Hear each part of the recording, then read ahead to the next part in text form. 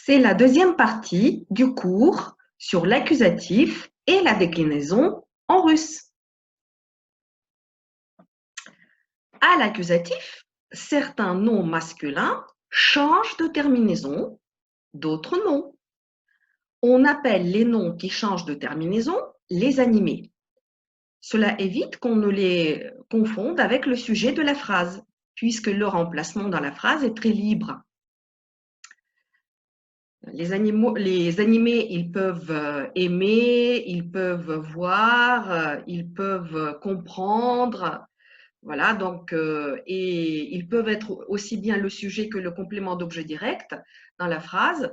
Donc, l'essentiel, c'est qu'on comprenne quelle est leur fonction dans la phrase, puisque l'ordre de la phrase est très libre. Il s'agit des noms de personnes, d'animaux, de poissons, d'oiseaux, d'insectes. Par exemple, мальчик, студент, tigre. Si je dis мальчик видит студента, donc je comprends, le garçon voit un étudiant. Et je peux commencer par l'étudiant en disant студента видит мальчик. C'est le garçon qui voit l'étudiant. Et puis je peux dire le tigre voit un garçon. Donc ici, le tigre est le sujet et le garçon est le complément d'objet direct. Donc c'est le mot garçon que je dois transformer. Tigre видит мальчика. Ou bien мальчика видит tigre. Voilà. Et puis, on appelle les noms qui ne changent jamais de terminaison les inanimés. Il n'y a aucun risque de les confondre avec le sujet, même s'ils vont se trouver au début d'une phrase, puisque les sujets ne peuvent ni aimer, ni voir, ni écouter, ni comprendre. Il s'agit des noms d'objets, d'éléments de la nature, du temps, des qualités ou des défauts, etc. Par exemple, chocolat, автобус, téléphone, день, снег, chocolat, le chocolat, автобус, le bus, téléphone, le téléphone, день, le jour, снег, la neige. Donc, les animés, c'est des noms de personnes, d'animaux, de poissons, d'oiseaux, d'insectes au masculin. Les inanimés, c'est des noms d'objets, d'éléments de la nature, du temps, des qualités ou des défauts au masculin. Et maintenant, nous allons regarder le tableau de l'accusatif inanimé. C'est là où il n'y a pas de changement de terminaison. C'est très simple. On regarde au nominatif «Это шоколад». Et ensuite, à l'accusatif inanimé, «Я люблю шоколад». Il n'y a pas de changement de terminaison. Pareil, «Это автобус». C'est le bus. Je regarde. «Я вижу автобус». Je vois le bus. Le mot автобус n'a pas changé de terminaison. «Это телефон». C'est un téléphone. «Я вижу телефон». Il n'y a pas de changement de terminaison pour dire je vois le téléphone. Voilà, parce que le téléphone, il ne peut pas voir, donc il ne peut pas jouer le rôle du sujet. Il peut jouer le rôle que du complément d'objet direct dans ce genre de phrase. Maintenant, nous allons voir le tableau où il y a l'accusatif animé, c'est-à-dire qu'on parle des personnes au masculin. Это Иван, c'est Ivan. Я вижу Ивана, je vois Ivan. Donc ici, grâce au changement de terminaison, le mot Ivan ne peut pas jouer le rôle de sujet, il joue uniquement le rôle de complément d'objet direct.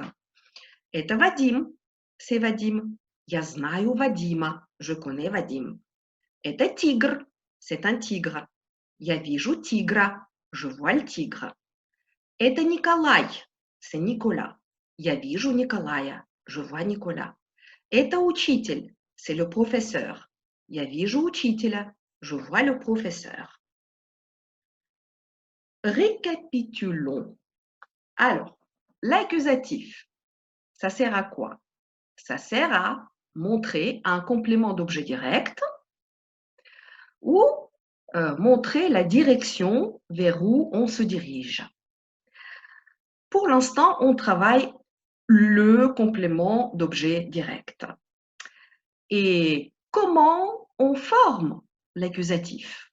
Donc, les noms féminins et masculins qui se terminent en A au nominatif, c'est-à-dire à la forme initiale du mot, remplacent leur terminaison A par OU. Mama, mamou, papa, papou. Les noms féminins et masculins qui se terminent en ya au nominatif, c'est-à-dire à la forme initiale du mot, remplacent leur terminaison ya par you. Россия, Россию. География, географию. Et maintenant, juste un petit entraînement. Voilà, nous avons par exemple deux mots.